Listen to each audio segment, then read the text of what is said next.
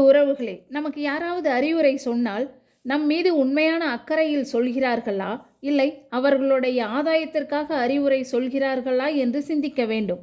காட்டில் குள்ளநரி ஒன்று கண்ணியில் மாட்டிக்கொண்டது. அதிலிருந்து போராடி தப்பித்தது. ஆனால் நரி தன் வாளை இழந்தது. வாள் இல்லாததால் தன்னுடைய தோற்றம் பிடிக்கவில்லை. வெட்கமாக இருந்தது.